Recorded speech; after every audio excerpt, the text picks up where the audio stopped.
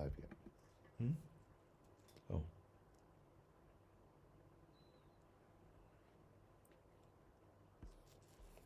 There you go.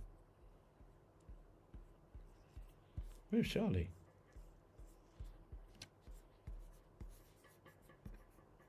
I'm here. Can't see you on the YouTube. Oh, no, but I can't see you on the YouTube. No, I'm here. Everything's okay. We're live. We are live, you know. Oh, there she is. Alrighty, here we go. Go on, Mark. Shirley, I like when you hear and you play the music and then we go live. I like that. Well, clearly I'm no Sorry. good, am I? Clearly, you're no Charlene.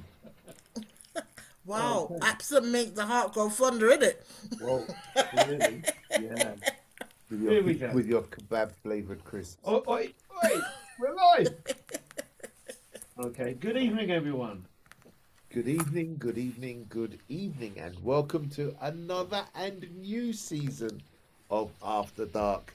And how appropriate it is that we're back the week of Valentine's to talk about love. I feel like we've talked about love before, but then why not talk about love every week?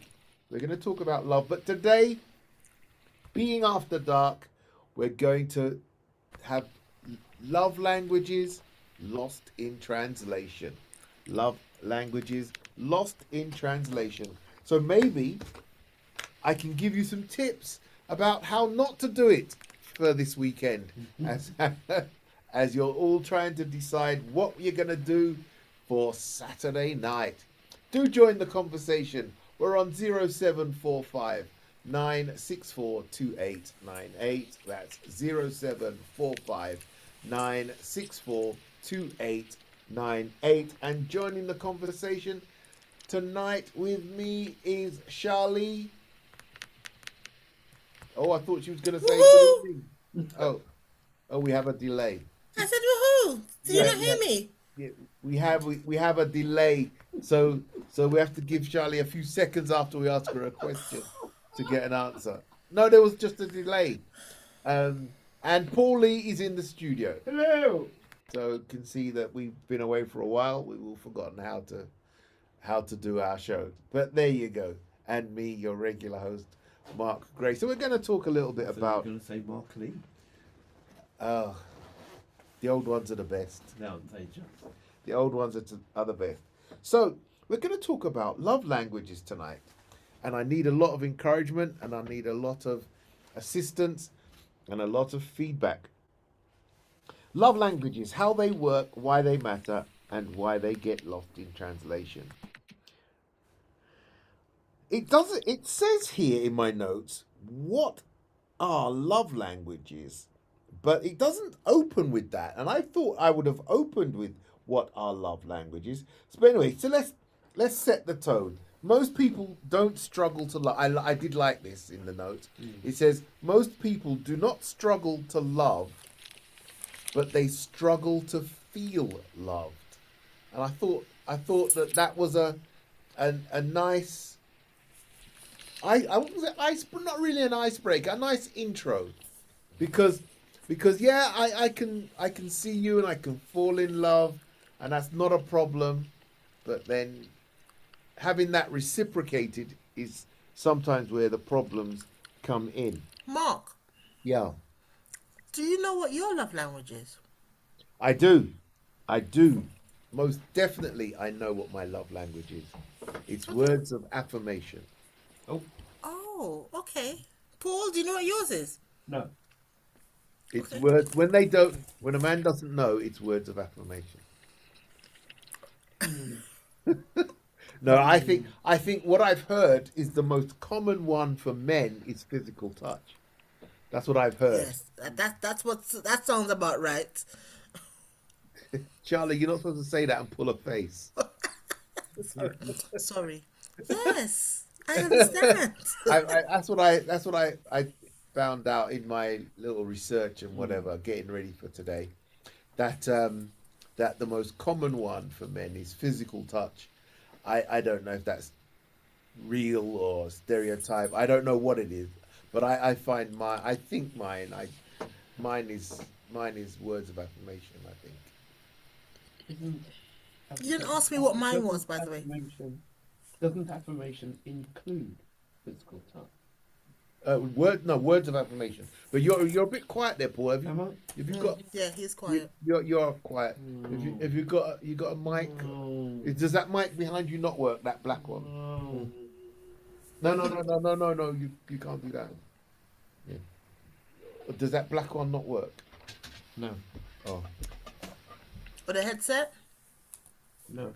So, Charlie said you didn't. Charlie said you did. We're not mind readers, Charlie. So you have to say, "Oh, and mine is." I thought you would have asked the question because I asked the question. But what I've learned about love languages is that they're not fixed. Yes. Yes. So they can change dependent on different things or where you are in life. Yeah. But the two which I think are more consistent with me is quality time and acts of service. Oh. Ooh. Okay, so there'll be a Sharon fruit here waiting for you next week. Quality time and acts of service. And you're gonna bring me That's an act of service. okay, no problem. Clearly not good enough. Go to the field, plant the Sharon fruit, pick it for me. That would be an act of Clearly, my act of service fell on stony ground. Oh dear. So it says, but I that's an interesting one. Most people don't struggle to love; they struggle to feel loved. I think that's a very interesting opener. And it gives the example: you can have two people who genuinely care for one another and still feel disconnected, unappreciated, or misunderstood. Now, I think that in itself is quite profound. Yeah. Often, this isn't because love is absent, but because it's being expressed and interpreted through different emotional languages. Now, languages can be fluid. We know that they can be fluid. You can genuinely be a words of affirmation person, but then going through a different phase in your life, you become a acts of service person or a physical touch person. I think knowing that it makes it more difficult for me. I think for me, I'd like to know that if you tie me down and I'm words of affirmation, just give me words of affirmation. But it's not just words of affirmation, though, Will. That's the point I'm trying to make. Which is why I asked the question: doesn't words of affirmation include physical touch? No, they're different. They're two separate languages. No, we're talking about languages, but we're Yeah. talking about the act of love per se. Yeah. So you don't get one without the other. Oh well. This is okay, and I think what they're going to bring out in these notes is that they don't stand alone necessarily. So I'm not just the words of affirmation, and I can't stand all the others. Exactly. So yes, you and I think that's why Charlie said, they can change depends on where you are in your life and what's going on and what's your environment. But generally speaking, you might lean towards one or the other or so. But yes, but love in itself would incorporate acts of service, would incorporate words of affirmation, would incorporate physical touch. What are the others? Would include receiving gifts. So I think love encapsulates all of those. Go on, Charlie. So we have some listeners listening in on YouTube. I'm just gonna read the comments that's coming up. So Tree Hugger Polka says good evening, good evening. Sharon B says good Hold on, evening. is she saying that she's a tree hugger? No, that's the name. That's their tagline, Tree Hugger. So I thought you were saying that I'm a tree hugger. That's No, my no. love language. Love language. So Okay, I'm not here to judge. So Sharon is saying some are not tactile, so it may not be their love. Okay, so some are not tactile, so it may not be their love language. Yes. Yeah. So, Yes. so can I? So I've got a breakdown of all the love languages. I'll read them throughout the show, I guess. No, But you can the go first go for them. no, but the first one says, so words of affirmation. Say it like you mean it. This is a language of verbal intimacy, not just compliments, but connection through tone, timing, and truth. Oh, steady on. I Um, just said it. yeah, hold on. What more do you It's want? it's the I see you whispered at the right moment. Oh, Then I appreciate what you bring into my life. oh Ooh, my the voice note that hits different because it's personal, intentional, and a little indulgent. So people who speak this language don't just want to hear the words; they want to feel them. So Paul is right. No, see, that's physical touch. That's not words of affirmation. No, but Word, they go together. they can go to. That's the point that Yeah, I'm trying to yeah, make. they can, Yeah. and there's nothing wrong with putting on the Barry White voice Yeah. and telling you that I see you and Oh, I Mark, no, don't do that. You just said words of affirmation. So if someone came up to you and said, "Oh, Mark, you look really nice tonight," but they just whispered, you'd be like, "Oh, look at me! Come on." No, that's not how my words of affirmation work. That's not how Okay, they work.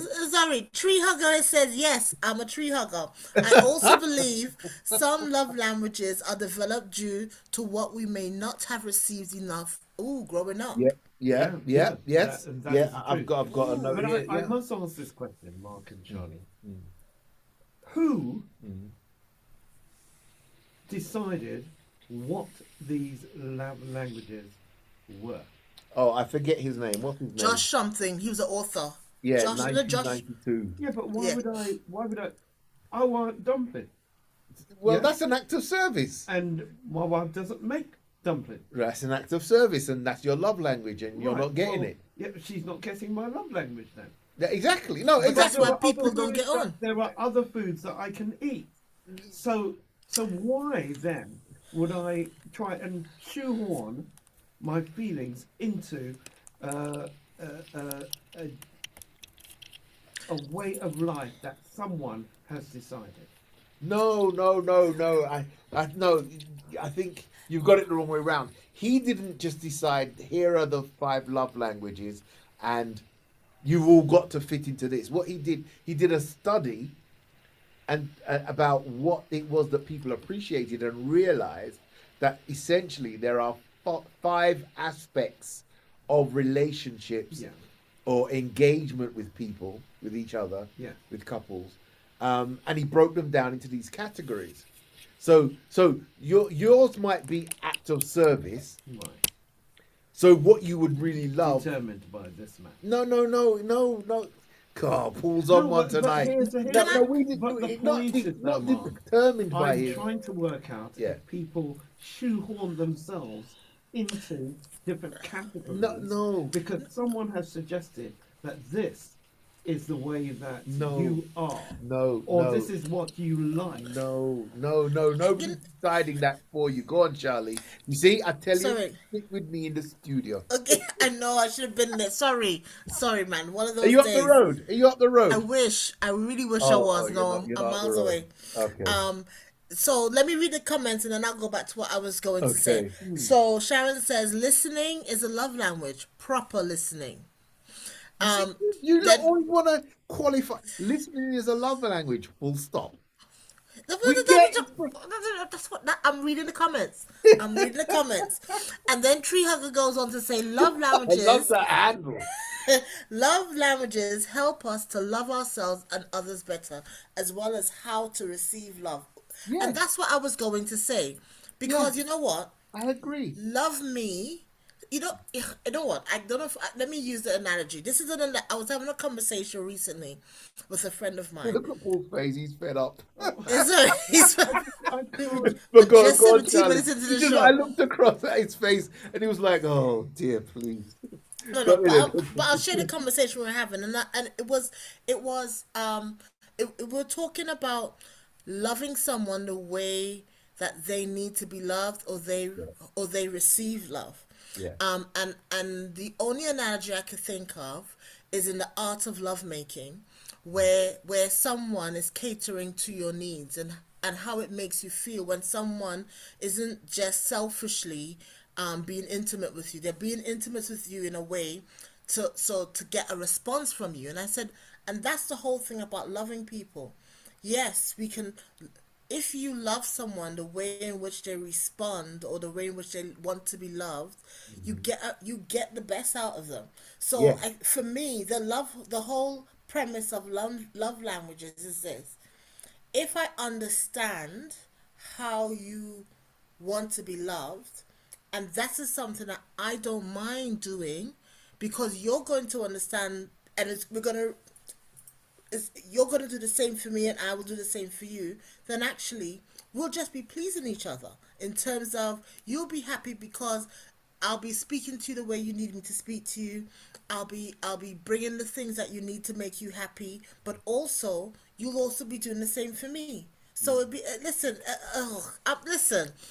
Number 2, quality time. Shall I read what I've got here for quality time Yeah, no, then? read them, man. Read them. I'll Read read them. them all for you. Look, Paul's Yeah. groaning like he's in pain. You know No, what? I am in a Listen. bit of pain. No, I'll qualify no, I no, will qualify my pain. Yeah, yeah. Let afterwards. let Charlie. Yeah, Okay, Go so let me run through the different love languages. So we Not first too of all, quick. I want to hear them. no. So we did words of affirmation. The second one, quality time, undivided attention, is a real aphrodisiac. So this is a presence without distraction, This is when not your wife can watch Match of the Day with you. and not say a word in it. Not just being in the joking. same room, but being in the same moment. Ouch! You hear that, people? Phone down, eyes up, conversation that wanders from playful to profound. The kind of time where silence isn't awkward, it's intimate. For these lovers, Like these words, time Charlie. is a currency of desire. Fire! Woo! Yeah. So that's quality time. Then we go to acts of service. Show me, don't tell me. This is love expressed through thoughtful actions. Running the bath before they get home, warming the car on a cold night, doing the things they didn't ask for but just deeply appreciate.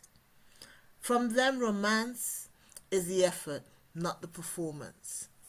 Romance is the effort, not the performance. You see it there? Hey! Right, the next one is gifts. It's not the price, it's the personal touch. Yeah. Oh, fire! I Fire, agree. people. I agree with Yes. that. I agree with This that. isn't about materialism, it's about meaning. The snack they love waiting on the pillow, not on the pillow because there's crumbs in the bed. But anyway, a book that reminds you of a conversation you shared, a keepsake that says, I pay attention. It's the symbolism that seduces, not the size of the bag. Right. Then we go to physical touch. Connection through skin and soul. This is a language of closeness, comfort, and chemistry. A hand on the lower back guiding them through a dark way. A slow, intentional hug that lingers. Touch that says, you're safe here. Ooh. Charlie, you're putting me up to dinner. Touch isn't always sexual, but it's always intimate. So there's the 5 love languages. Yeah. Now, Paul's either been dying to come in or dying to leave. I'm not sure which one but he's dying. No, the thing is, I agree. I agree with all of them, and I feel that we're all going to appreciate one or more of those things and like them. But Paul, let me let me allow you to say why you're not sure about these. I'm not sure about them because they are modern concepts. That's the first thing. They are not. They They are. modern Okay. concepts. That's the first thing. Mhm. The second thing is that it assumes that you have a love language or you can fit into a love language based on a relationship with someone. It does not seem to fit someone who does not have a partner. No. What I think, how I've always viewed love languages and the discussion around them, is that it's really about what you love. What is the thing that expresses love to you the best or the most or the deepest?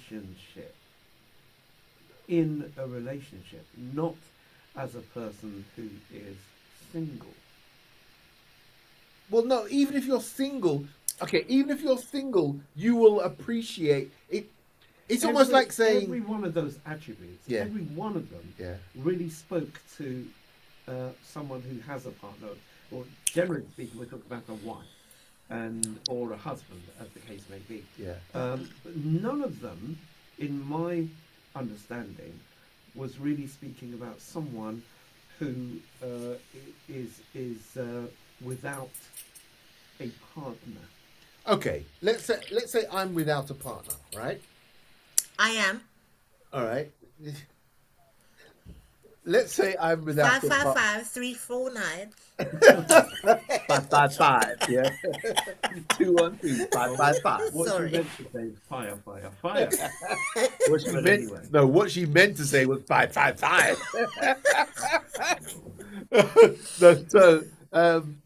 Right. So even if I'm without a partner, right?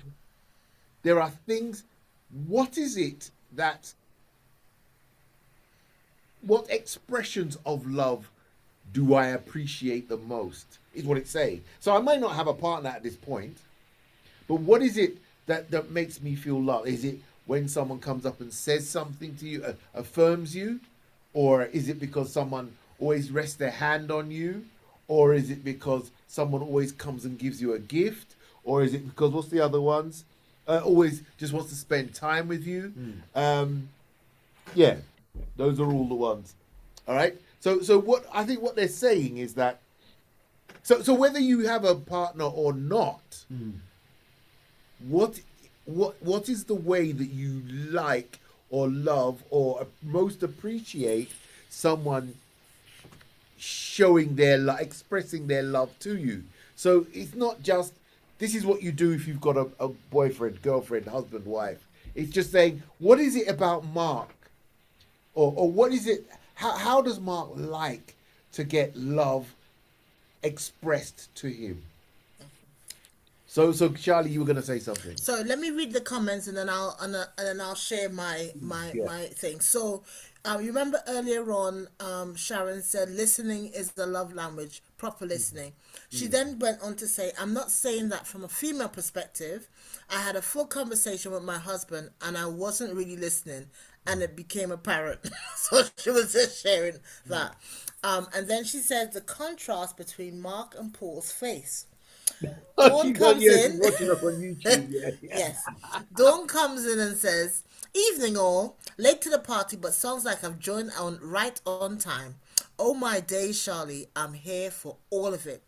Exactly. Anyway, I think Charlie's at her own party, you know. I am, and I'm the You gotta DJ watch- as well. You got to watch those crisps you're eating, man. Right. I think Tree Hugger, I think they've always been around. They just have a name and theory behind them now. Yeah, I agree. Love language can be between friends, between self, your kids, even how we worship and relate to God can be a love language. I agree. Tree Hugger's also laughing at me. And then What's Tree Yvonne Hugger's is, name? I don't know, but I quite like a bit of tree hugging. And then Yvonne is here this evening with us. Hello, Yvonne. She says, good evening, ARL Love Panel. Elder Paul, Brother Mark, and Charlie, greetings. Question, how is Aga love? Okay. Agape? No. Maybe it's agape. Maybe she meant agape. Love shown versus a romantic love Yeah. is portrayed. Yeah. Yeah. And she says, my personal experience distortion of love. Who is teaching these love lessons? Okay, so let's Okay. go. We'll go back to a question. If I can just, do Yeah. my comment in terms of, Yeah. from a single woman's perspective. I think as a single woman that I relate to others through love language. I think acts of service, the things I do. I like to see people happy. I like to be happy myself, and there's nothing romantic behind it. So recently, I made somebody an apple crumble, and they thought I was trying to steal them. I don't know. It was I an didn't apple. know you. I thought you were trying to steal. No, I it didn't. was just an apple crumble, and the hubba bubbering I've gotten since then. Oh, I've just been like, I said I had to say to one of my male friends, sorry, can you explain to me if this is me sending a signal? And he said to me, Charlie, food is a love language. Stop making people apple crumble. I said, okay. Darling, did you get hullabaloo from me with the apple crumble? You didn't, because I understood that was just an apple crumble and it was wicked. Well, apparently not for everybody. Some Oh people think man. I'm trying to steal their heart, so I've been instructed to stop making apple crumbles. No, no, no, So, no, no. Just give it to certain and certain people that know how to appreciate it, like me. oh, you know what? If Yvonne, I have to go back to Yvonne's comments because Yvonne says my love language is to look after myself. Yes, selfishness. And I go back to her other question in terms of agape love is shown versus romantic love is portrayed. She talks about her personal experience is a distortion of love. Who is teaching these love lessons? And you see the thing about that, Mark, is I think, and just the cliche term is hurt people hurt people. Yeah. And if you don't love yourself, and if you haven't been loved, because you know this thing about treat them mean, keep them keen business. I think that's the most. I think if someone doesn't respond to someone being tender with them, they got issues. And I think what happens is when people have issues and people haven't been genuinely loved or people have taken advantage of people's Yeah. love, what then happens is Cynical, they don't then they? give you a distorted version of love. So they will punch you in your face and say, but I love you. No, no, no, that's not love. Yeah? Yeah. Uh, Um.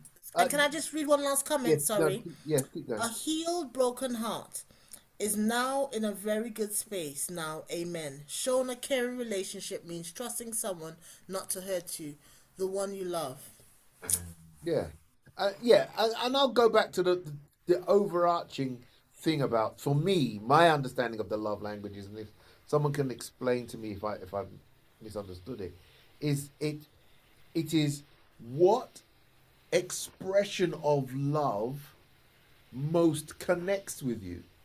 So that expression doesn't go just because you don't have a partner at this point. It's what expression of love most connects with you. Now, I agree that we should all be taking care of ourselves and loving ourselves, but if your love language is just for yourself, then you will become a selfish lover. Now, and all the we've got now labels for them, and the guy highlighted them and split them out into the categories that based on the studies that he did, and he gave them names. And yes, they've been there from the beginning of time, and we just called them something else, or we didn't call them anything. We didn't know what to call them. But I think that we kind of all break down into these categories somewhere, somehow. Now, Paul, you said earlier Yeah. about, well, if I like dumpling and my wife doesn't want to give me dumpling, she wants to give me something else. Yeah. But the love language isn't the dumpling. The love language is the act of service. The love language is the fact that you love when she cooks for you or Yeah. brings you a meal. Yeah. Now, you might have a favorite. Cornflakes is not going to do it. Well, I was just about to say, Yeah. you might have a favorite that That you know about. yes, and that's not necessarily the difference in the love language. The love language is you love when she brings you the meal. But your favorite meal now might be dumpling and not cornflakes. No. What now? What am I No. missing? Again, I do feel that a lot of this is based on this concept Yeah. that you know there's 5 of these things and you fit into one of those categories. Okay. Right. So tell me, So give me examples of what other love languages I would look. don't know, Mark. I can't. I Yeah. can't give you an example. But what I'm saying to you is, Yeah. you've given me what is that that process that you do sometimes in exams? You've got 5 choices. Oh yeah, and multiple choice. you've got Yeah, multiple yeah, choice. yeah, Right? yeah, Pick one. yeah, yeah. Right. And None of the above, Paul says. right. And I'm just putting lines through the whole thing. Yeah. Because maybe it doesn't quite fit in with what I understand, right? Or what I would like. But you've given me 5 and you say, it's got to be one of these 5. No, see, you're saying I'm saying it's gotta be. I'm not saying it's gotta be. Like What is Paul, your love find language? one. What No, is so your love language? yeah, so because my challenge would be to anybody that says I don't know my love language or my love language is none of these. Yeah. I'd say so. Well, tell me what what. is? No, I say what is. No, I wouldn't Yeah. say what is, because I wouldn't be adversarial about it.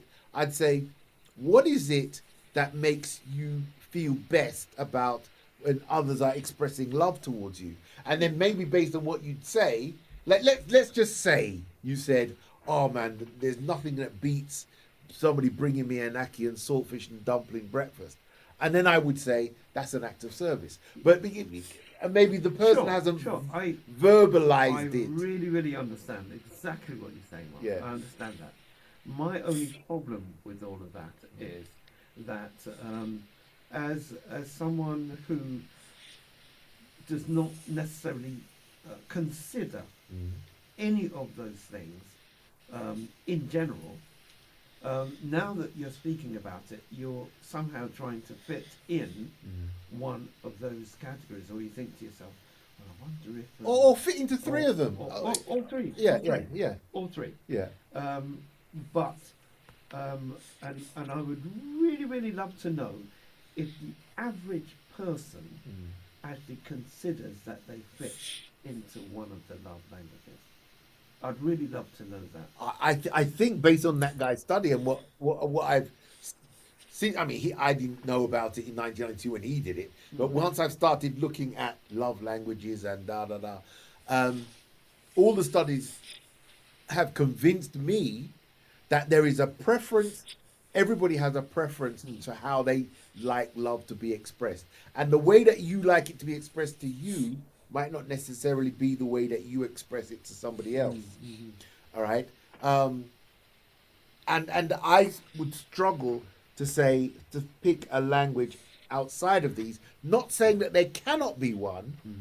I'm just saying that we all have a preference. We all like something. We like to be touched, or we like to be affirmed, or we like physical touch, or we like, I don't know, quality time. You know, I don't know. But anyway, let's keep Hold going. on. Before Go on, before go we on. keep going, let me read a couple of comments, make a comment, and I'll pass it back to you. Tree Hugger says it's very important to learn your partner's love language, which I agree with. Yeah. And then everyone agree. asks some more questions. She says, can digital or online relationships work? Old school versus the way young people hook up. Surely it's a different way for the under 30s in a romantic way to love over Snapchat, for example. And maybe Well, we need to do one of that's a whole- those. That's a whole show. But because actually, let's be fair to Yvonne. She asked about agape love versus was it eros love, erotic love earlier on. Romantic love. Yeah, which comes under eros, right? So you've got brotherly love, the filial love, erotic love, eros, and which is the romantic love, and then you've got the agape love, the pure love, God's love. So of those 3, we have in English the word love. but they are three different words and mean different things. So I don't think you compare and contrast them. They are different things. So the agape love is the pure love, the love that God has for his creatures. And I suppose what we're supposed to be trying to do is to have that same form of agape love for God. That's creator and creature. Erotic love, eros love, is the whole umbrella of the romance and your heart skipping a beat. That's the romantic, the finding a partner. That's eros, that's erotic, that's romantic. And then you got the filial love, which is brotherly love, which is how you're supposed to be with the person in the street or the person that you meet or your neighbor or whatever. So I wouldn't say, to come back to Yvonne's point, I wouldn't say compare and contrast them. Well, they are three different things, three completely different things. When she went on to say about the Snapchat and all of that, and meeting people on these sort of websites, even I was before those times. So I'd never met someone through Snapchat and Tinder and all of those. I never met people that way. And when I first started to encounter them a lot, when they were really in my face, I couldn't get my head around them because I never grew up that way at all. Mm-hmm.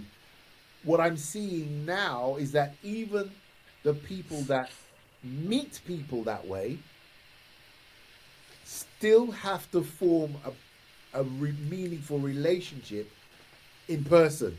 So yeah, you might meet someone that way because you're not getting to meet anybody. I meet you on Snapchat or I meet you on Tinder or whatever, and yeah, let's meet for a coffee. Let's meet and go to see a show. Let's meet and go for a walk along the Thames. So we've still got to, now that we've met, because we wouldn't have met before, we've still got to go out and do something together to find out, to grow the relationship. I have read horror stories where people say, I've been in a relationship with this guy for 10 months and he's my boyfriend and now I'm going to go and meet him. And that is still like a horror story for me. My brain just can't compute that. But yeah. Sorry, one more comment, and I think we've got another topic we need to discuss, adding this to the schedule, because Tree Hugger then goes on to say, I don't think online relationships can last. It's lacking reality and too much fantasy. And I think we need to capture those comments and look at how we can discuss online versus reality dating, because I think it would actually make a great After Dark conversation. Maybe we can get Isaac on. The conversation will be over in 5 minutes. Don't do it. Well, no, you say that. I know, because for me saying that, there's gonna be so many people that say there's so many people who are married that way who would have never met the love of their lives now if it wasn't for doing it online. Yeah. So I think it's worth us having a discussion about it. But I think going back to the love languages, for me, there's something about love me.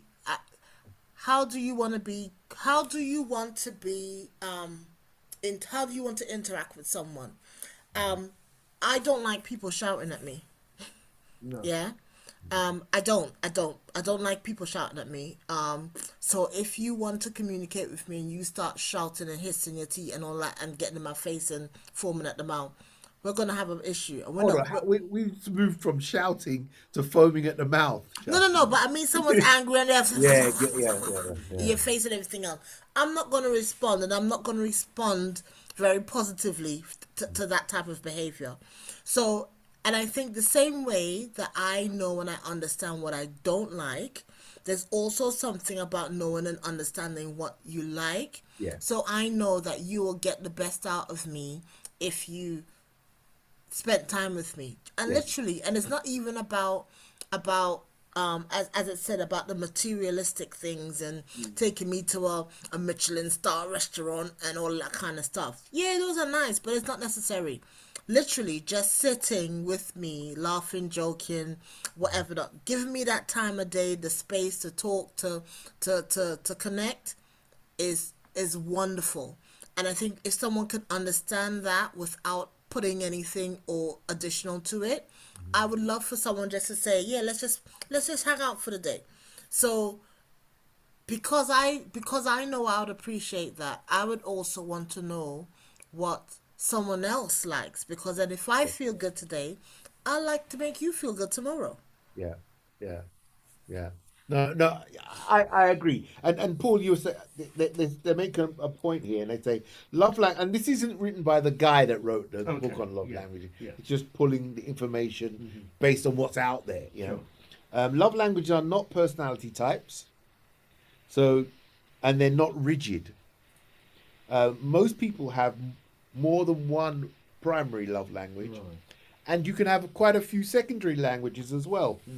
And as Charlie said earlier on, and they can shift depending on context, stress, and your life stage. Yeah. Yeah. Oh, I've got one. Martin's here.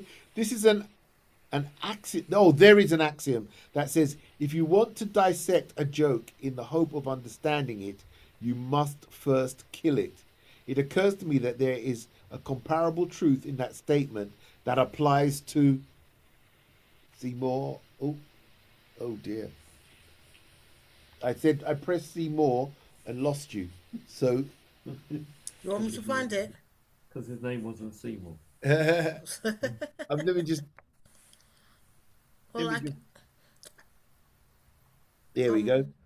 Um, if I have gotten to the point of scorekeeping, the love is dead, and I'm deep into the process of dissection. Oh, it occurs to me that there is a comparable truth in that statement that applies to love with a partner. If I have gotten to the point of scorekeeping, the love is dead, and I'm deep into the process of dissection. Paul Bryant says, Paul, I haven't spoken to you for a long time, man. Paul Bryant says, fundamentally, we misconstrued lust for love, and there develops a rationale for the justification of a love language. So it might be with you there, Paul. There is need for improved communication in marriages based around the and virtues and values inherent in a loving relationship that is based far more on divine attributes rather than carnal disposition. come on, Carnal Paul. disposition, which ends up as a matter of seductive research. I think A bit harsh, isn't it? I was going to say, do you know what I was going to say, Charlie? I think in typical fashion, Paul Bryant's been a bit harsh. Thanks. was It's a gonna love month, Paul. No, I'll tell you why, Paul. I'll tell you why I think that is that I don't, and I, what I'm getting from what you said there, Paul, and from what Paul Lee was saying earlier, is that you're making it. It sounds as though you're making it such an arbitrary thing, like a pigeonhole. I don't want to be pigeonholed. Don't pigeonhole me. I don't think that what the love languages are talking about is like a carnal thing or a you know a bad thing or a selfish thing. I think what they're saying, because we've also got to talk about when they get lost in translation. And that might be just exactly what you're talking about, Paul. Right. They get lost in translation because Yeah. they were never there. No. But Paul Bryant says I'm listening. Is that what they're saying? Is that we're all because we're all different people. There are different things that we engage with more. So Paul Bryant is talking about the marriage. You should talk and whatever, then I'd say that might be quality time. Yeah. Just Yeah. do you see what I mean? Yeah, It's yeah, not. I It's see not. what you mean. We're not trying to Yes. pigeonhole everything, but there is something. Paul wants to sit and talk with his wife, so then I would just not based on that statement. So I don't know any more than that, but would say maybe his love language is quality time. Mm. He wants, come here, love, come sit down and let's have a little chat and da da da da. Da. Oh, what about? Oh, nothing. Let's just chat. You know, and that makes him feel really good. Right. So then I would say, oh, that sounds more like quality time, Yeah. rather than, you know, her sending him Like an flowers acts at of work. service. Yeah, an act of service. Yeah, sending Yeah. him flowers at work. Oh, they were pretty flowers, Yeah, but yeah. yeah, Yeah, I mean, my original concern, Mark, Yeah. and it probably will still be, even after this program, will be that a lot of these things are, and especially when something like Valentine's is coming up, a lot of these things are almost triggers for people who are single, yeah, or people who would love to be in a relationship, yeah, have never really considered what their love language might be, and then consider you place these multiple choice things Oh, in front Paul. of them. No. This is what I'm saying. I am This is what I'm listening. saying. You place these multiple choice things in front of them, and you're encouraging them to go through this tick box exercise where they would find themselves in a particular category in one Yeah. way or another. It may well be that that's an expectation of someone before they go into a relationship, Yeah, or yeah. have an understanding of all of those sort of Oh. things. But my concern, Mark, would be for those people who would consider that these love languages are designed for couples, that we have something for single people to actually even understand about themselves before they go into a relationship. Well, you see, Paul, this is where I'm going to challenge you, because I think these are about yourself. And I think before I even get a girlfriend, you know, I know the things that make me feel good. Is it? And that's not a fairy tale. Is that a question or a statement? I'm just sort of adding the statement alongside what you said, the things that make you feel good. Yeah. Because, you know, you read a book that says, you know, you get married, you have... your No, kids. no, I'm not this is- married. this is I'm what not saying. married yet. Hear what I'm saying, hear what I'm Yeah. saying. You read a book that says you get married, you have your 2.5 children, you have your home, and you drive a car and all these things. Yeah. And those are almost the attributes that people are gearing themselves up for or look towards. They would love to be in a relationship, and some people just never get there. But they have these things placed in front of them Yeah. now, and I've now got to make sure that in some way I have understood this thing well enough to prepare myself for a relationship, so that I know that if I see a particular behaviour, then I know I need to treat someone in a particular way. Do you understand what I'm saying? Yes, but It's I just- think you're it's just making that the whole you're thing I seems to think be a bit very around- arbitrary. centered around couples, No, rather okay. than consider individuals. Right. I think you're being very hard and arbitrary. Like, I've got to consider this before I get a family, and I'm going to grow up and have 2.5 children and have a white It's picket what I fence. want. Yeah, but that isn't love language. That's not what we're talking about as love language. Let me catch up with Paul, because Paul's written quite a few, and I don't want to lose him off the screen. All right. So Paul says, or when I was saying, "Oh, you come and sit by me, love. Let's talk about the day or whatever," he says, "Oh, come, let's pray over this and chat."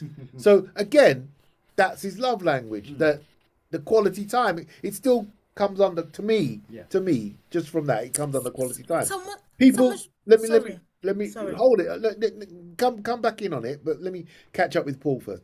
People need direction more than they will admit until it's too late. See, these things are true, but I don't think that we're I don't think we're saying anything against that. Where did the concept of love language originate from? Okay, well, we talked about, yeah, we talked about, and I think it was either Sharon or Tree Hugger that said the love languages have been there from the beginning of time. What, I forget his name now, and I should have written it down. In 1992, John, whatever his name was, Gary Chapman. Gary Chapman. Gary Chapman wrote a book because all he did, he studied people. He looked at people and saw that there are some people that really like to get gifts. Some people really like to words of affirmation. Some people really like acts of service. Some people really like physical touch. And he just said, generally, these are the things that these are the things that really connect with you and you really enjoy in a relationship. So it's not, I think sometimes we're looking at it too arbitrarily and say, oh, so it's almost like romance by numbers. I've got to do this. When I meet a girl, I've got to do that. And I've got to ask her what her love language is so I know what, and I don't think, and Paul's written there bonding. This is how best do you bond. Hi babes, or some form of communication deemed appropriate for mutual bonding. Yes.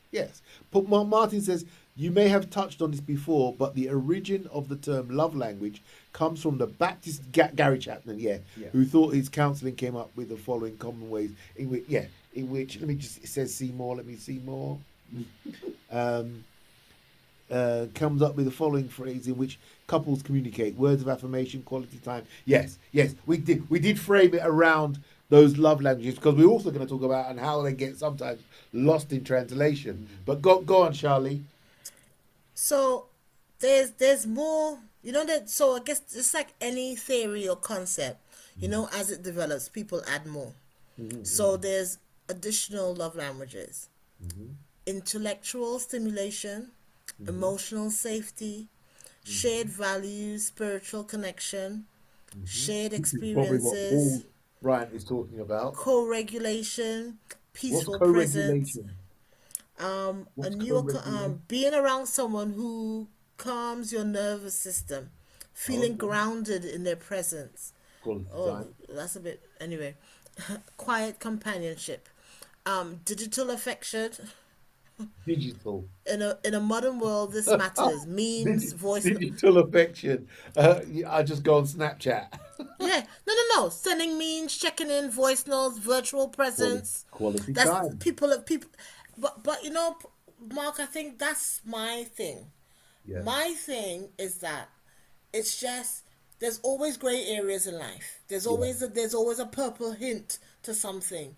But all it does, it just the five of them is the basic five, And then you divide into them. And I think when you understand that it's not a fixed thing, so is it I don't know if you've done this at work, like the insight test, when you could either be green, yellow, blue or red.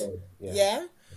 But they say to you, just because you're a red doesn't mean you're always going to be a red. Or there's some areas in your life that you might be quite yellow, but when it comes to certain things, and I think it's the same with love languages, it's not fixed. So this week, or this season that I'm going through right now, I might need quality time. But actually another season I may be going through, I might need physical touch. So it all depends on so many, and once you don't see it as a tree that's fixed and can never move and stand strong, and actually there are, and then sometimes there's a time when you may fit in the middle of the two because of something or whatever else it is, then that's okay.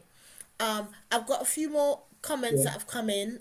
With Tree Hugger and Yvonne are having a conversation online, and then Yvonne says, I didn't know about these love languages until I was enlightened by my niece.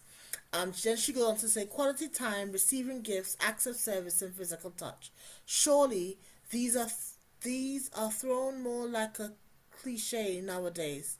These are more like a cliche these days. This is where I think I'm not communicating what we're trying to talk about well enough, because all we're saying is what really ticks my box. I meet a girl I meet a girl, and I meet 5 girls. Okay, and one really gives me words of affirmation. The other is always interested in physical touch. The other is always bringing me gifts. The other is what again? What Bringing me gifts, touching me, touching, serving me, giving me quality service, time. quality time. I don't know why I keep forgetting quality time. I don't know what that's trying to say to me. You don't like time. You don't like someone just sitting with you and I giving you a bit of time. I do. I don't know why I just keep forgetting that one. Quality time is 10:25 on Saturday night. Is that back Well, in the day? actually, not anymore. My team's gone, man. Yeah, mate. My team's gone. Your boss got sacked. Yeah, yeah. Anyway, Are you Liverpool? No, we're not gonna. No, let's not. I'm not. Anyway, I can't. Yeah. Oh, you got me. You turned my head now. Tottenham Hotspur. Coming. Oh dear. I'm sure I could play better than that now. Yeah, because you know your love language. Because I know my love language. No, but yeah. So what? So these 5, I meet these 5 different people in 5 different walks of life. Yeah. Let's just say that they've all got very similar sorts of characteristics. But what are the ones I'm going to feel more warming to? It will be the ones. So it's just saying about your own personality, about your own self. What is it that you appreciate the most? What from coming from 5 of the people that are, if you like, dead similar, which which is not really going to happen. But and I would say the thing that warms me the most would be the words of affirmation. Right. There could be a time in another season of my life where it needs to just be quality time. Just let's just do something together. It does mean that, So- but it also means, Mark, and it will also have a lot to do with your upbringing. Yes, it does. It does. They say that here. Right. It does. It does because what the point that they make is that a lot of love languages are formed either consciously or subconsciously when you are very young. Yeah. And you may not even know at the time you're forming them. But what is it that really excites you? It's the fact that Sorry? Sorry. Yvonne said, "Who has the time for these things when people need for work?" Exactly. Yeah. Exactly, Yvonne. Exactly. So you need to listen. Yeah, go on, Paul. No, it's the fact that that your upbringing or the relationship you might have had with your parents, Yes. and especially some people come from certain subcontinents where you were seen and not heard, Yeah. or you were abused in Yeah. some way, shape, or form, and then sent out to the world to get into a relationship Yeah. where you're going to come up against your multiple choice love languages and things, right? When you come up against that, Yeah. you might not even meet one of those things. And unfortunately, Mark, Yeah, but- there's a great number Yeah. of People that have met. Right. that haven't. Yes, that's fine. I'm not saying that that's not true. What I'm trying to speak on is not what they are offering you or what you're meeting in them. Is based on what's happened with you as a child and growing up. What is it that you like? What speaks most to you? You haven't met anybody else yet. No. I haven't sent you out to meet. It's what my mum likes or my dad likes. Okay, but what? What is it? And it might be physical touch, or it might be. But you might never. Yeah, might yeah, never okay, see those. okay. You might never see those. Okay, but that's still your love language. You learn from where? Your experience with your family. And that's it. So Yeah. if you've not met Yeah. any of those love language criteria, none. Well, of you've them, never experienced them. you You've mean? never experienced Okay, anything yeah. because of the relationship you have with your family. It could be with your parents, it could be your siblings, or whatever. And the world that we're living in right now, Mark, the world that we're living it's full of that. Yes. It's full of that, and it's only now that some people are coming out of those sort of things, or just getting through all of the problems that they faced growing up. Whether it's a sibling, whether it's a parent, whether it's a supposed friend or whatever. You've never met any of those things, but now in 2026, Yeah. this is like your first opportunity Yeah. to meet any of those things. How do I navigate that? I don't think you have to. I think you don't have to navigate it. You just experience it. You experience. You do find that I really like when you just sit with me. I really like when we go for a walk by the Thames. I really like when you bring me a gift. I really like when you cook me a meal. I really like when you tell me that song that I sang was great. Yeah. So that's when it comes out. Paul Bryant says, he says, what you are mentioning is not attributes of love language, but a lack of biblical gentleness. Paul, you're too strict, man. You're too strict. Family, school, neighborhood, church. Why did Martin say that? Family, school, neighborhood, church. Those are the places that I think that they develop, but they really, I think, still develop about, because I mean, Paul Bryant, even with biblical gentleness, if we all here now, everybody listening, had a degree of biblical gentleness, okay, an optimum degree of biblical gentleness, there's still different things that we would appreciate more than other things. That's where I'm going, because I still want to talk about how it goes wrong sometimes. But that's where I'm going, because I don't think that even if we've got all the biblical gentleness, we become uniformed. We might become united, but not uniformed. So it's not like, oh, if you've got a great degree of Christ in your life, then your love language will be this. Right. Or, as you move up the ladder to closer to Christ, you move closer to whichever one you want to pick.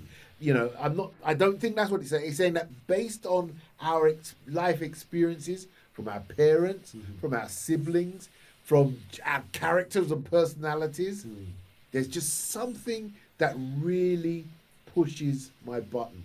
Although, is that usually a negative connotation? But I mean something that really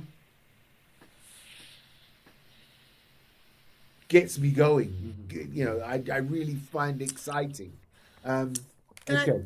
So Yes, go on, Charlie. two comments, then my comments, and I hand it back to you. Cost of living, Yvonne. Yvonne. Cost of living crisis impacts these wants in my life. Brock pocket love.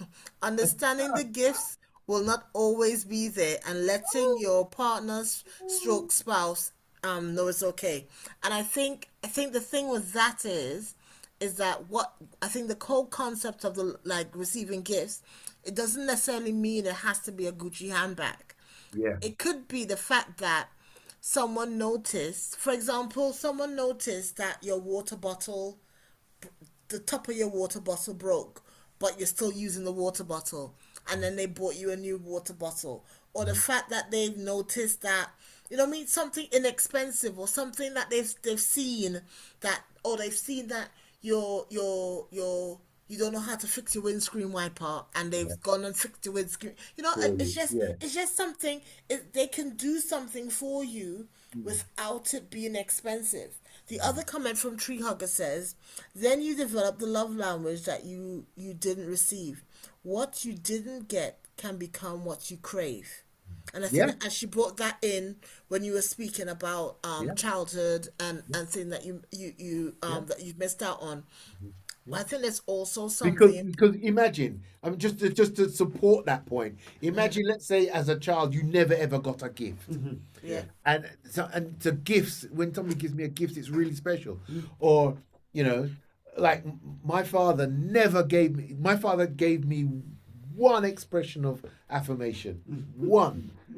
And look there now. That's my love language. I want words of affirmation. My father once that I can recall. Let me not speak badly of the dead, because he might get up and say I did it twice. but I can remember one word of affirmation that I got from him, and that's not good. But there's something about self-love as well in all of this. Sorry. Yeah. Agreed, Charlie. Remember that, Charlie. Go on, Paul. No, good, because Mark, you expressed the fact that there was one time that you can remember having that that gift bestowed upon you, and it's not so uncommon. No, it's not. It's not so uncommon. No. Now, fortunately, Yeah. you met someone, you married, you settled down, and everything, and it gives you more of an opportunity to tick some of those multiple choice questions. Yeah, but Right. but Paul, you're Right. leaping Hang from me being 18 hang to on. 28. Hang on, right? Yeah. But fortunately for you, your life has turned out a particular way, and whatever, right? But what if you came from an abusive background Yeah. that did not allow you to even consider one of those attributes? Not in No, you don't So hang on. So then you go through life. Yeah. You make your way through life. You Yeah. get through Yes, life. you do. But it's not. It's a loveless life. It's a loveless life because Okay. because what you went through in Yes. the past, and it could have been anyone. It could even have been a work colleague, Yeah. right? And then you start to recognise that you don't actually fit into any of those categories because you've been such a loner for the longest while. All right. I'm gonna because when I hear that story, I think of the person that says I don't know what to give because I don't Yes. fit. I don't know what to give. Yes. But to me, the love languages, and that's when it talks about getting lost in translation, and I am going to jump to that next, is that, but you, even if you've gone through this loveless life, there are still different things that make you feel good. Even if you've never had an abundance of being made to feel good. That's why when you went from my 18th, when I was 18 Yeah. and got my one word of affirmation, to when I got married when I was 28, you just leapt 10 years. Now, trust me, in those 10 years, I was able to develop words of affirmation or different love languages or whatever. So, I think we're talking, we're almost talking at cross purposes, thinking that these love languages are something that you are able to manifest and show to people. And it says here that that's the first thing I've got down here is how they get lost in translation. Paul Bryant said, good point, we have become mounded in hearts and minds to the manner of Babylon, maybe molded in hearts and minds to the manner of Babylon, maddening wines and delicacies. Oh dear, Paul is so strict. We are united yet uniformed in Christ. Uniformed. We could have to have a debate about uniform. What do we actually mean by that? Couldn't disagree with you more, Paul. Oh, well, that was me. You, Paul, not me. Couldn't disagree with you more, Paul. Actually, where is the full stop? It might be me he's disagreeing with. Couldn't disagree with you more, Paul. Each of the disciples spent more time with Christ in his ministry, but were very different personalities as indicated in his writings, and they were certainly, Seymour, different from Paul. Okay, right. So yes, so that's us all with our different personalities, and because let me just go to this before let's not try and change anybody's mind. Let's move on and see what we find, because it then says we've talked about what the love languages are. I've talked about the fact that it is something that you experience. What really floats your boat. What floats your, not how you float somebody else's, is what floats your boat. And it says, somehow, this is how sometimes these love languages get lost in translation. The first one it puts down here, it says, we give love the way we want to receive it. So now, if I go back to Paul Lee's story, and for the one that has not been able to experience it and didn't know what their love language was and whatever else, so they've grown up, and then they now meet a girl or they meet a partner, and they want to have a relationship with them.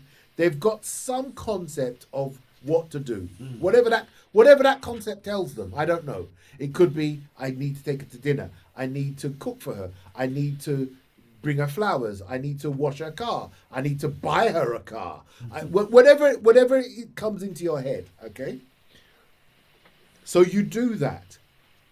And then if that thing, they probably will appreciate the fact that you've done it, but it might not be the thing that really turns them on. And if it doesn't, that's how we get lost in translation, because we're saying, hold on, if someone gave me a car, or if someone washed my car, or if someone cooked me breakfast, or if something, then I'm now projecting my great love language, or whichever, my great understanding of love language on them, saying that's mine, so that's what love language is, or that's what love is. So how comes you don't appreciate it? And I think that's one of the main things, or that's certainly the first thing that they've written down in this article, that is how love languages get lost in translation. And let me just say, go back to Yvonne for a second. And when Yvonne's making points that we can laugh at and whatever else and smile when she says, yeah, but when you're broke or when you got to go to work, you ain't got time for all these love languages. But you know, if your partner's love language is quality time, they understand you've got to work, but you're not connecting with them. So they understand you got to work, but you're not. So then don't be surprised. Yeah. I was trying to think of the right word, but then don't be surprised where whatever his love language is, he gets somewhere else. And that's not an arbitrary thing, like saying, so he's going to go out and get Physically gifts touch somebody. or words of affirmation from somebody else. Charlie. Well, what he's saying is that I'm not, and it might not even be a conscious thing. It's just that, let's say it's you, Paul, and I'm out at work, so I've got no time to tell you about appreciate your singing, and then you go and sing at something at the New Gallery, and people are really, Paul, you really ministered to me, and and you just went there to minister, but there is something about the fact that they showed appreciation for your work that connects with you, that touches you, because you know when you go home, it'll be like there's a note. Oh, dinner's in the oven. I've gone to bed. Don't turn on the light. What do you see what I mean? I see. So Exactly it's just what you mean. something but inside let me share you. something else with you as well. If you've grown up in that sort of setting where you've not been shown love, or it's been a very difficult upbringing for you, when it gets to that point, I can tell you, and I can certainly tell you from personal experience, that there will be times where you will have done something like that. Somebody comes up to you and says how much they were blessed by what you've done, and you feel like a fish out of water in how to even interact with them. Okay. Yeah. Right, because of what's happened to you in your past. Right. Do you understand what I'm saying? Yeah. So you're coming to a knowledge of all of these things at a very, very late stage. But they're things that have determined how your life has been for many, many years. Charlie? but that's the thing with self-love and knowing self, because even the concept behind someone giving you a compliment and not being able to say, hold the word thank you, and sometimes say, oh, that's a nice suit, and to go to the, oh, this cheap thing, or oh, this old thing, or trying to divert from the fact that someone's made you a compliment, and actually just being able to take the compliment and hold it and say thank you without feeling like, oh, you think you're too nice, or you think you know what I mean, or making it into a bigger deal than it actually is. So it's and I feel like I've said this like 12 times already this evening, in terms of it's about loving you, and when you love you, you know how you want to be loved, and you can demand that people love you the way you want to be loved. Now, if they choose not to love you that way, then they can make that choice. But you know what? It doesn't stop me from spending time with myself, buying myself gifts, doing acts of service for other people. It doesn't stop me from being that person that God created me to love, so I can love me and I can love others in that same way. But when it comes to that and it's not even about intimate love. I think it's also about even friendship. It's about knowing that these are the things that make me happy. So it's like, I like to go to ballets, you like to go to operas. So what will happen is, we'll go to an opera this month, and the next month we'll go to a ballet. Because we're friends, I'll do what you want to do, because we're each other's plus ones. I'll go to your event, you go to mine, and we're both happy. And I think it's the same sort of compromise that, because I think any good relationship has the foundation of a friendship. If you're not, if you have no foundation of friendship, then your relationship has nothing. Once you take out the little lusty bits, and or you know what I mean, you put on some pounds, and all the good looking bit disappears. Who's left? The core of who you are. So as I said, for me, I'm glad you said that. I'll tell you why. And we're always evolving, Mark. And it may well be that I would have been through a very difficult situation or time in life, and then I actually turned that around and become an act of service for other people. So you then, despite what your upbringing was, despite what you've been through or whatever, you now used that energy to make other people's lives different. And I recognise that as well. I mean, that's come out of our discussion this evening. And the key thing that, for me, that I would say is that, and you do that, it came out of your experience, and you do that, but be aware that you could meet someone where the act of service isn't their love language, and so they would still need something else. And you may well really like when they give you an act of service. Martin says he's got to run. Okay, all right, Martin. Paul Bryant says, you're missing the point. After the cross, uniformity became their language of love for Christ, expressed by the sharing of the gospel message. From a Christian standpoint, yes, and from Christian service standpoint, no, I don't mean everybody that's a Christian, but yes, if we're going to offer Christian service from that point of view, we're uniformed in that way. But it's all very different individuals that are doing that. Not everything is based around Christianity. No. Paul will challenge you and say, of course he would. He would. But yes. So everything, your whole being is Christian and Christ-like. Yes. But we are talking about how we manifest as different individuals in that Christianity. Let me just catch up with these. Marx, it's clear you have an open disposition, but not all people share your outlook. Oh, no. That's I mean, that's been the story of my life. That's the story of my life. What is the root cause of this lost translation? Well, And then I'll answer that, but your final comment, and I'll get it so I don't miss it, is nothing to do with language, but love.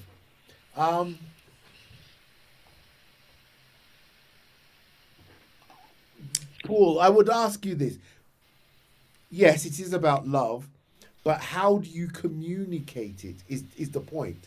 That's what we're trying to establish.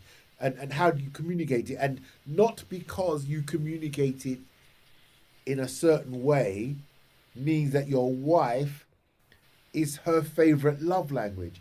Maybe she would love it communicated in a different way.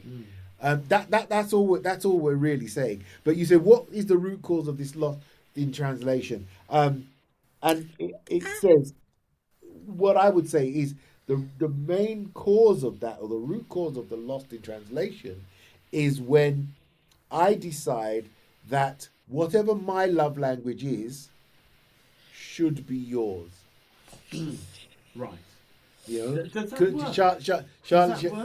Charlie, go on. Charlie's bursting. Go on, Charlie. No, because you know what? It reminds me of a scenario that a friend of mine shared with me many, many, many years ago. And he had this girlfriend, and he used to buy her flowers. And every time he bought her flowers, she would dash them down. And Now buy no more. so he kept buying her. He continued to buy her flowers. And then he said one time, so he went to her and he said, listen, you know, every week I buy you flowers, and you just dash them down on the side. And she says, well, because I don't have a vase. She said, okay. So he then bought her a vase. And she still dashed them down. Yeah? So then he stopped buying her flowers. So I would argue, and you can say to me if you're in agreement, that he was trying to get her. No, he was trying to to dictate to her what her love language was. So he was doing something. He thought that is what you buy your girlfriend flowers. That's a nice thing to do. So he's buying her the flowers. Now maybe she would have preferred a trip away, or she would have preferred him to just sit down and spend time with her, or something else. But because he kept forcing what he thought was nice. She used the word forcing, and what was the other word you used? Oh Lord, you're coming to lash me, I can tell. Dictating and forcing. Just interesting words that you chose to use. No. And this is me saying, because when I remember, I think I was coming out my teenage years when he had told me that story. So this is many, many, many years ago.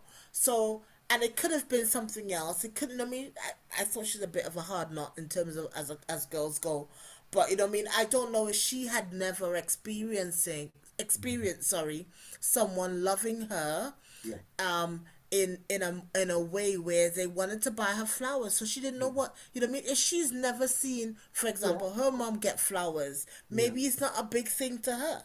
Yeah, and Tree Hugger says it's forcing. It is forcing. It's not forcing, Is Tree it Hugger. forcing? It's Is not it? Tree Hugger. For Tree Hugger, I Is it liked your name, but forcing? now I'm not sure. No, I mean, in reality, No, but- every young man has grown up. Yeah.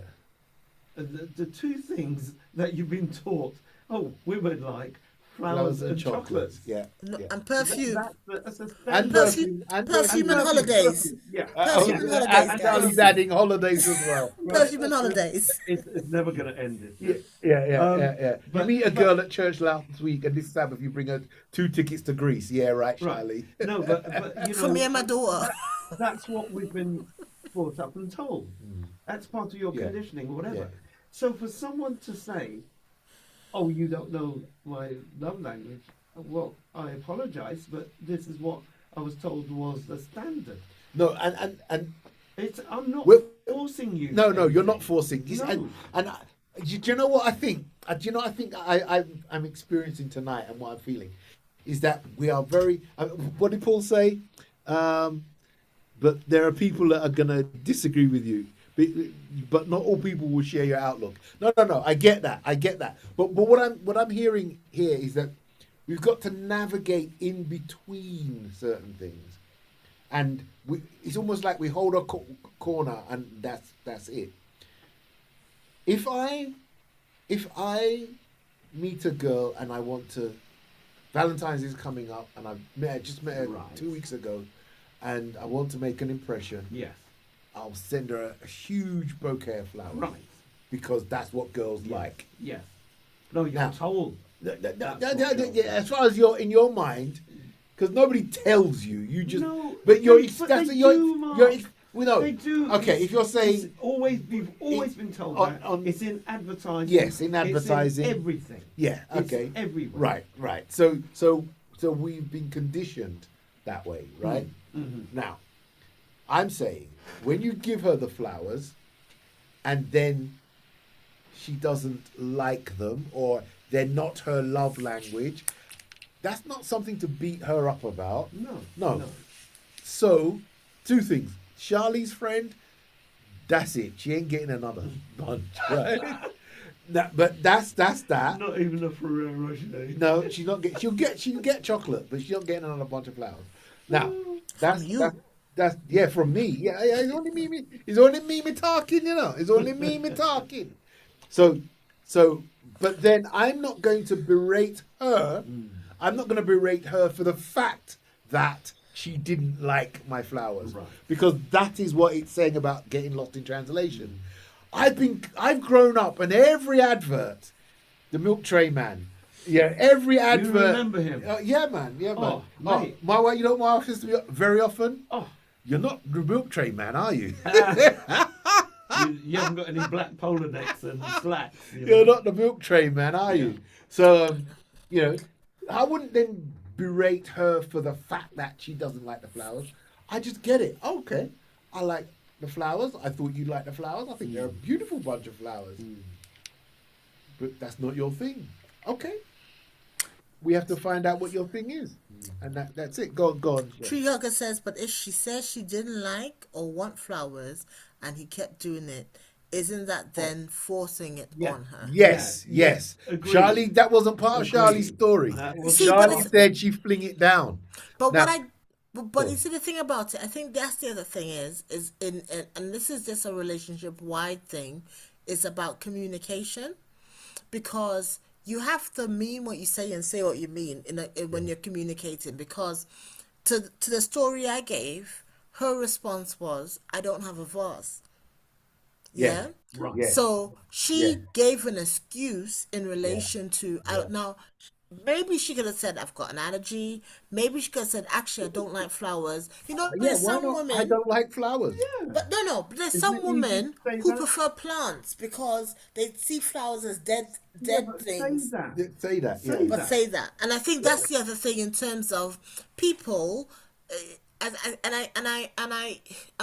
can't say it's about age or anything else, but communication is something that a lot of people struggle with in terms of say what you mean and mean what you say, because I don't want to hurt someone's feelings. I don't want, you know what I mean?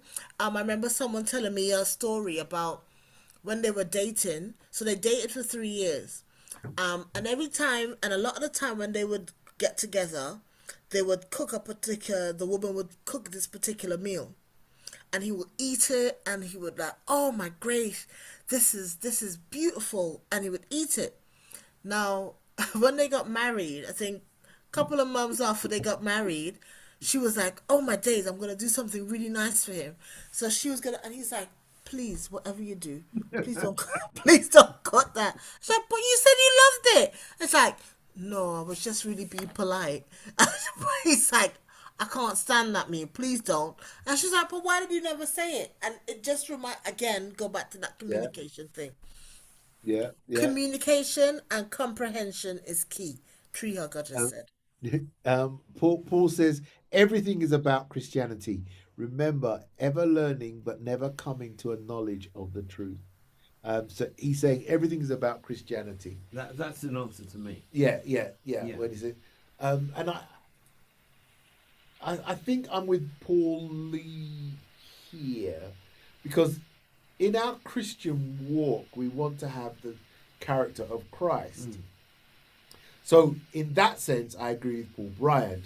We all want to have the character of Christ. But then I have to agree with Paul Lee in the sense of, but even though we all want the character of Christ, we all have different personalities.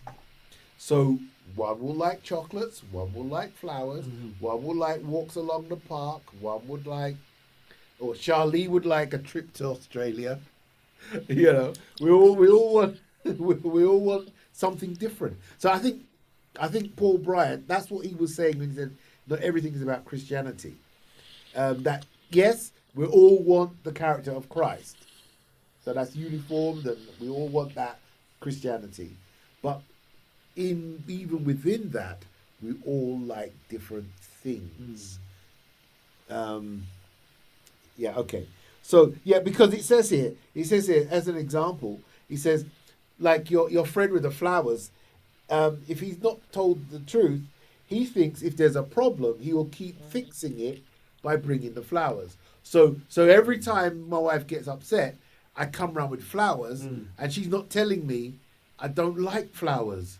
That's not fixing the problem. But I think how you fix a problem, you bring them flowers. You know, so that's what it's saying.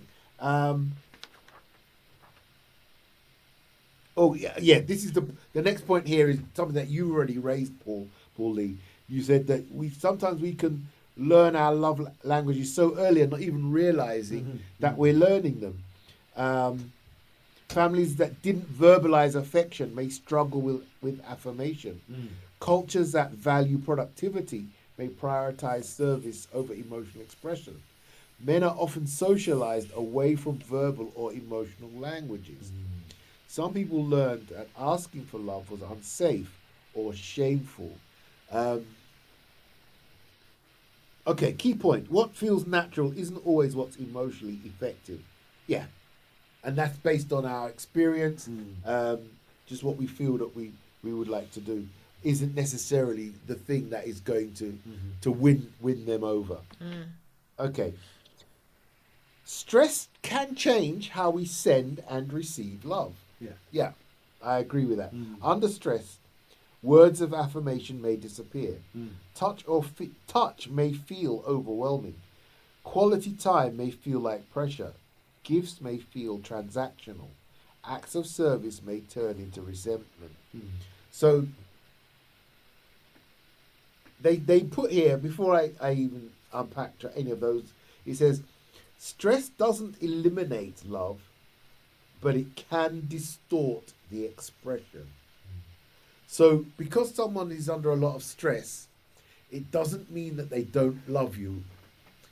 But the things that worked before they were under stress may not be working anymore.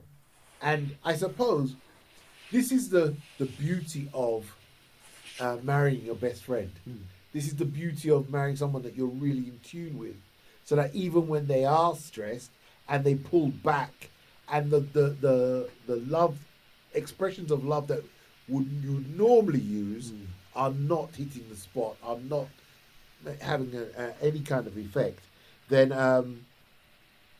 we've got to be able to navigate to other forms of expression, both to give and be willing if they're showing you something else. And just remember that it doesn't mean that love has gone. It just means that the expression. It talks here about unspoken expectations. Love languages often go unspoken until they're unmet. Sometimes it says people assume if they loved me, they just know. I shouldn't have to ask. If I have to ask, it doesn't count. Yeah, but isn't that because you are measuring that against one of those categories? No, I wouldn't. I would have said, isn't that you're measuring? Yeah, yes. I can't say no to that, but I wouldn't have phrased it that way. I would say I'm measuring it against my experience or what I know.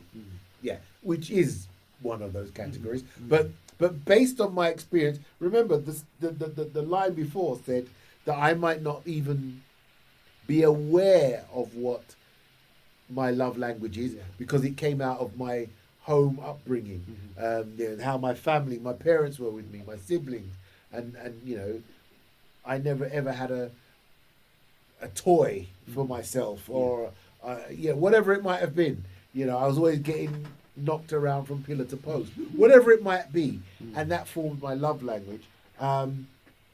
So you get that situation, and then love languages often go unspoken until they're unmet. You just grow up knowing that I would like X, Y, Z. I would want X, Y, Z. And if I'm not getting that, and you say, if I have to tell them if you really love me, you bring me breakfast in bed, it doesn't count. It got lost in translation, Mark. Well, this is the point. So you should have that conversation, Yes. and then now they know that But you can Paul still really- have that conversation and it still gets lost in the translation. Well, then that's another issue. No, That's another issue. No, because the reality is there's a number of people who don't ever consider your love language or Right. how you want to be treated. So Yes. they will continue to do the same thing Yeah. time and time again. Yeah. And it's lost in translation. I've shown you and I've told you what my love language is. And you still managed to buy me that striped shirt. Yeah, because and the classic one is men that go out to work all hours. Well, I'm working so that I can put food on the table. So but you're never home. You're Come never on. home. You know what? Let's not mix up some very, very different issues here, because I think there's a difference between selfish people.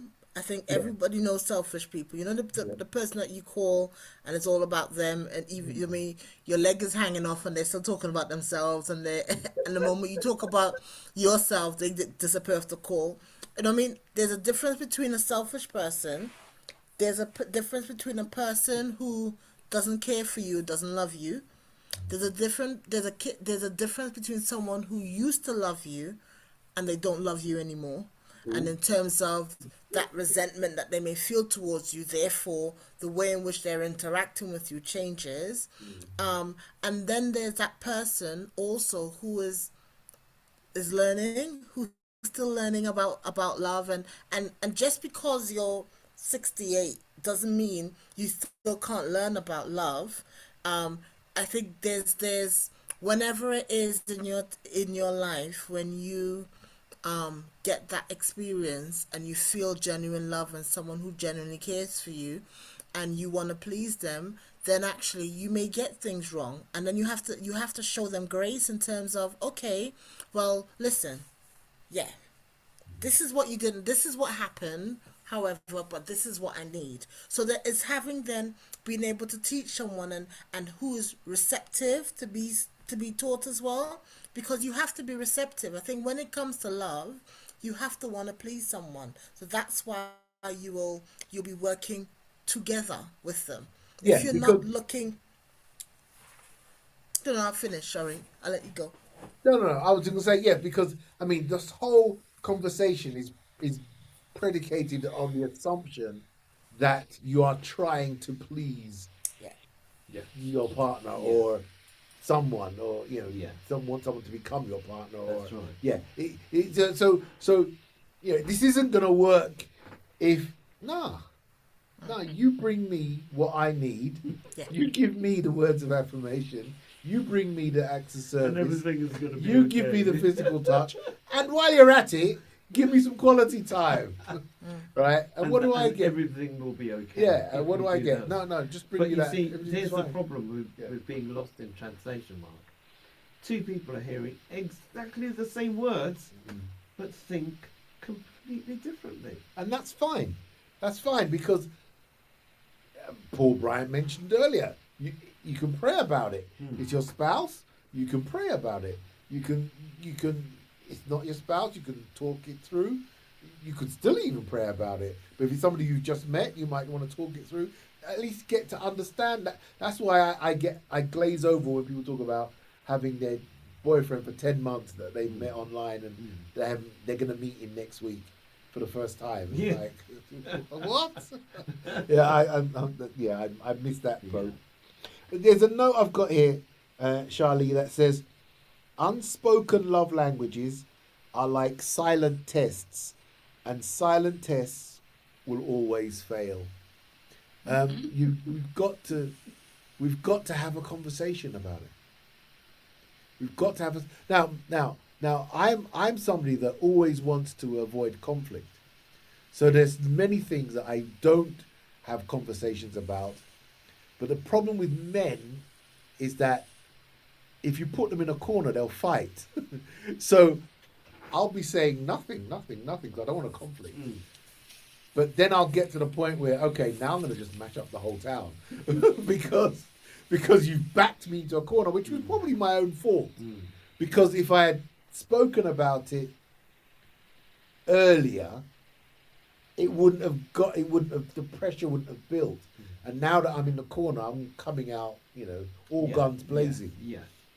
So that would be my solution. Don't leave it silent, because that becomes a silent test, and silent tests will almost always fail.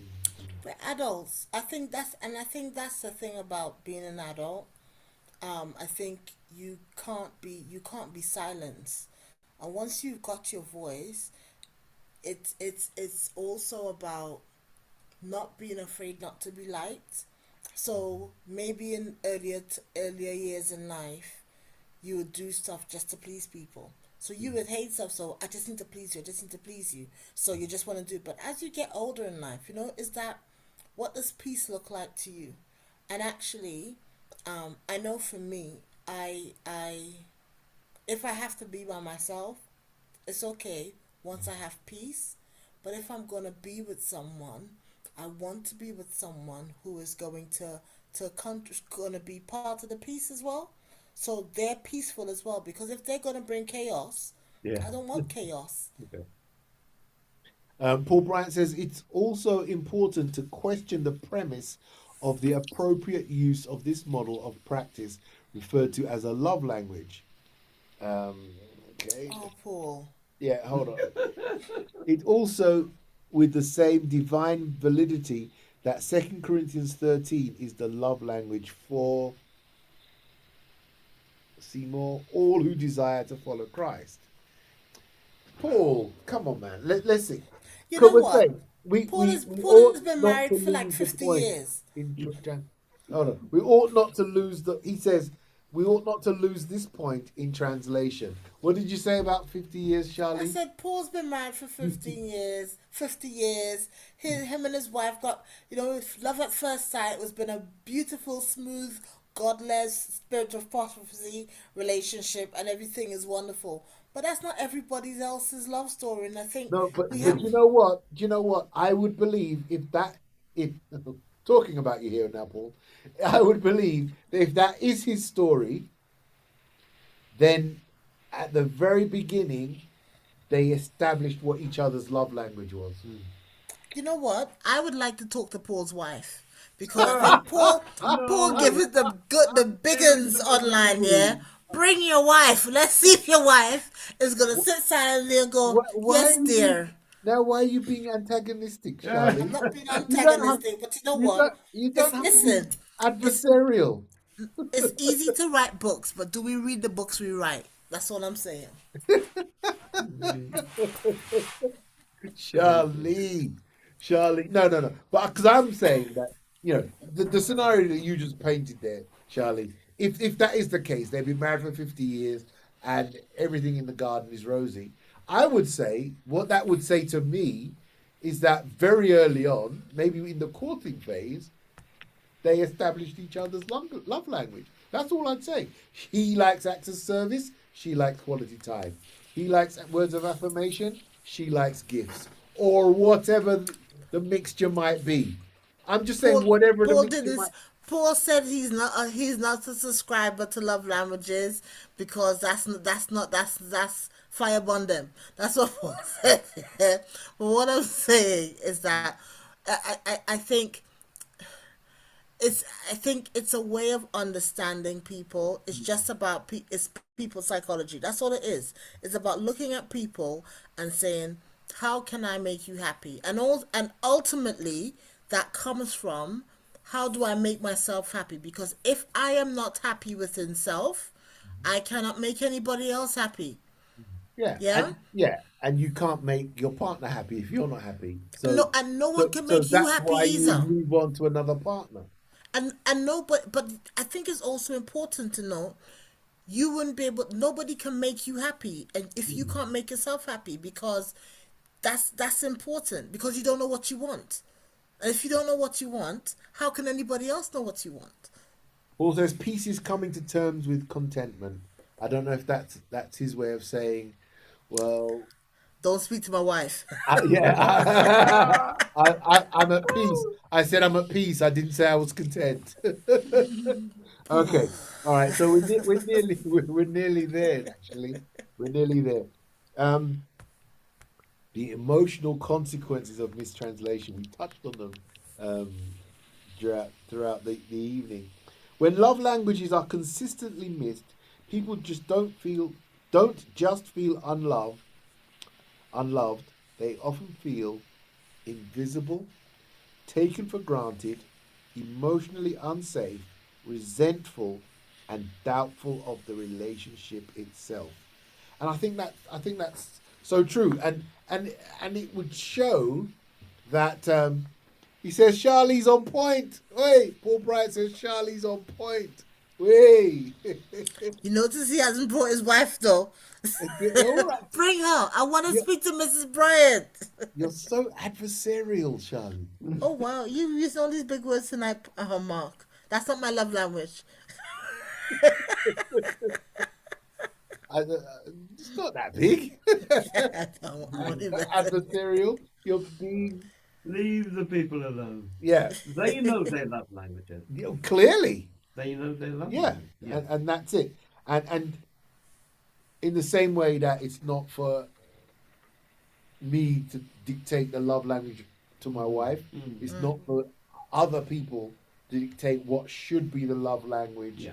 for a couple. Yeah. But it says the emotional consequence of mistranslation.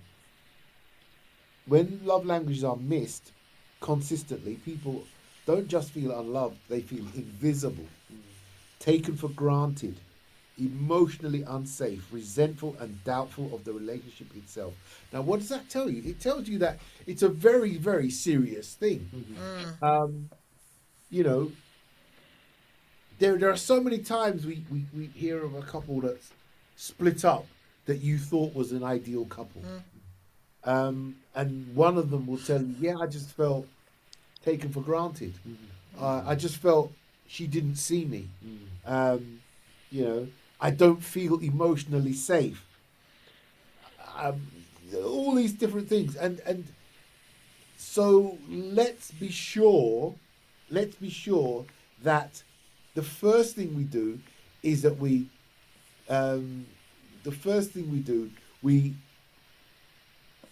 get to understand what our love language is, and then we make sure that we're not imposing, now that we found ours, we're not imposing that language on other people. Because so often, you know, and maybe even if I'm going to take Paul Bryant's, one of his points is that maybe because we are not united, uniformed, building the whole relationship on the basis of a relationship with Christ, then it's easy to start to doubt the other person. It's easy to start to doubt because we don't have that thing in Christ that cements us. So we can start to doubt the other person. But yeah, I think this is like building your house on the sand. Yeah, I think it's building the house on the sand. That's an emotional consequence of mistranslation. Crucial insight. People don't usually leave because the love is gone. Woo!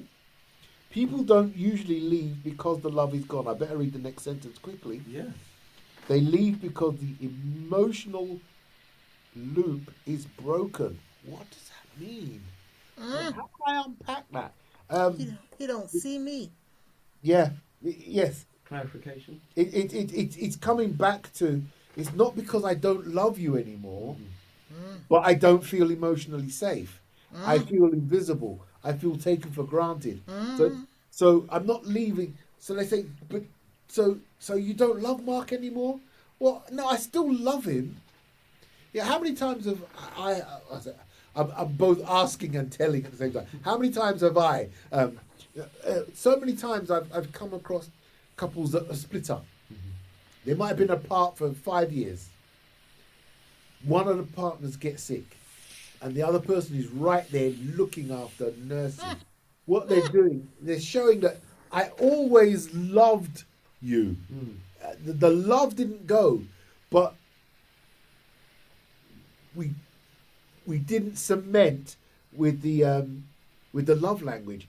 I felt invisible. I felt taken for granted. I felt emotionally unsafe. And what this article is saying to me is that just stemmed from not taking care at the beginning of the love of the other person's needs. Let's call it that. I think Paul that's Bryan says mated but not matched yet. Did they have love in the first place? Well, that's a whole nother discussion. Yeah. But maybe they had the love, but it lost in translation. They didn't have the love. They didn't connect with the love languages. Where are we? Oh, okay, we've got a couple of minutes. Common destructive patterns. Okay, we've touched on some of these. One partner overgives in their own language. So it's all collaboration, isn't it? It's all collaboration. Everything is a collaboration. So I can be aware of my love language, but hey, don't make that be a burden.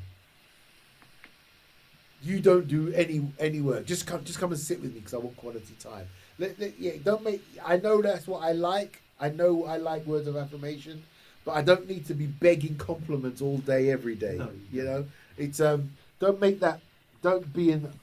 Is that a love language? Well, wanting the words of affirmation is. That's not affirmation. No.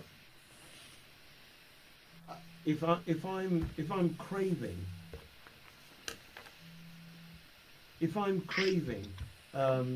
someone telling me that I am and I can't function, Yeah. it sounds like misogyny rather than. Well, actually, I thought it was the other way around. I thought it was the woman craving, wanting that from me. So that wouldn't be misogyny. Well, why not? I would say it's childhood trauma. Childhood trauma, misogyny. I thought misogyny was mistreating of a woman by a man. Is it just the mistreating of a spouse? No. I thought it was mistreating of a woman by a man. Yeah, no. Well, how comes that they always talk about men being misogynists? Because They women misuse the talking. word.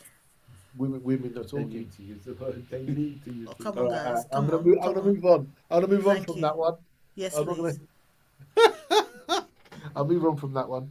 But crucial insight. People don't usually leave. Okay, yes. The other withdraws because it doesn't meet their need. Wow. So they didn't stop loving you, but they withdrew because you weren't meeting their needs, mate. Wow.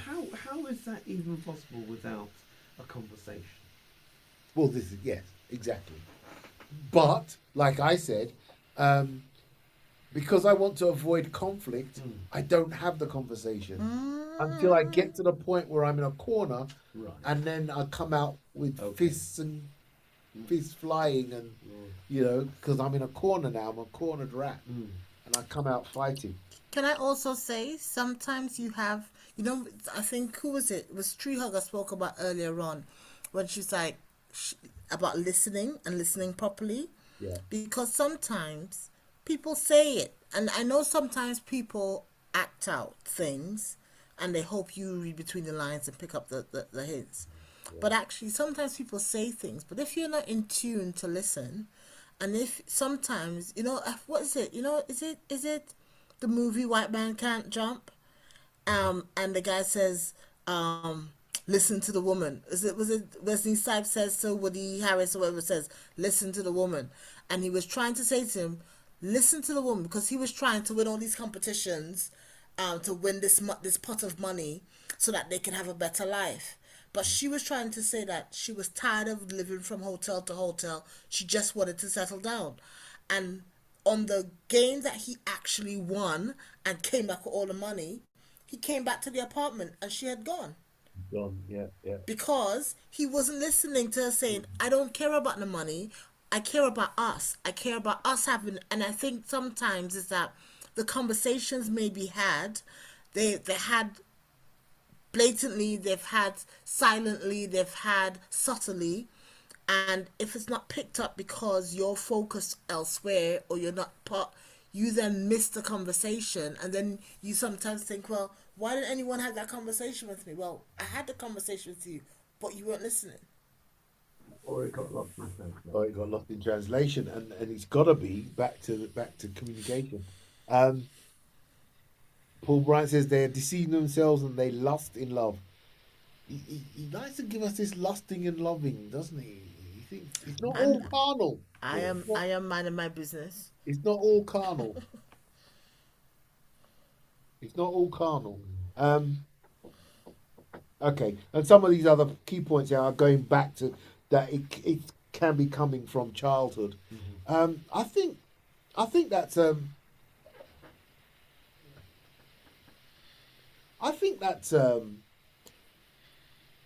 good discussion and a good place to wrap it up. We've got to learn to be bilingual in love. We've got to, healthy relationships require effortful translation, not assumption. It means loving someone their way, not just your way. Recognizing that effort matters more than instinct. Accepting that love is a skill, not a feeling. Paul's just written how movies shape our rationale and agenda. It's just an example. It's just an example. Accepting that love is a skill, not a feeling. Ask better questions. Instead of, don't you feel how much I love you? Try, what makes you feel most appreciated? What do you need more of right now? How do you experience love when you're stressed? So these are all just ways that we can try and repair any of the love language that has been lost in translation. Love is not mind reading. It's listening, adapting, and choosing to show up in ways that land, even when it's unfamiliar. The strongest relationships aren't the ones where love comes easily. They are the ones where love is intentionally translated. Oh, I need a podcast of that show. I need to send it to someone. Final reflection question, it says. If someone loved you perfectly in their own language, but not yours, how would you want them to learn to speak to your heart? I'll leave that question with you. I'll leave that question with you. Freud would disagree with you. Oh, I wish I saw which one you'd said that to, Paul. Freud would disagree with you. I don't know. But no, it's been a nice conversation. Thanks for joining us again for After Dark. We've got 3 more. Charlie, you got a point you're going to leave it with? I just want to wish everybody a happy love day on Saturday. Whatever you do, whether you're loving yourself, you're loving God, or you're loving those around you, have a wonderful February the 14th. Yes, it is a pagan day. However, let's take the good from the day and make it into Why did something you have beautiful. to say yes, it is a pagan day? No, because because we will always get that feedback in relation to, it's just like Christmas. Yes, however, I think Time's up. sometimes Make your point. okay. Next week we're talking about, the title is Tales of a Broken Heart. Love like you've never been hurt before. Tales of a broken heart. Love like you've never been hurt before. It sounds like a song. Who's cheering that one? It's certainly not me. Love like you've never been hurt before. I'll see you all next week, God willing. Did she plug Paul Bryant? Did she plug February 14? Oh, we gotta go. I sure We gotta did. go, Paul. We'll talk to you next week, God willing. Cheers. Bye-bye. Bye-bye.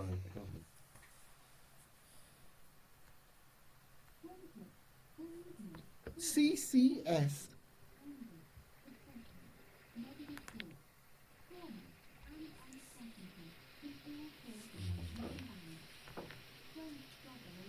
Don't struggle alone. CCS.